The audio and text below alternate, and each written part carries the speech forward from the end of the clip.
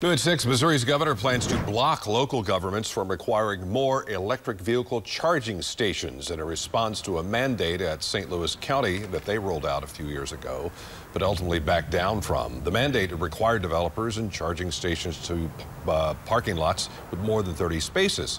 Some manufacturers and electric providers say the number of chargers will just grow either way.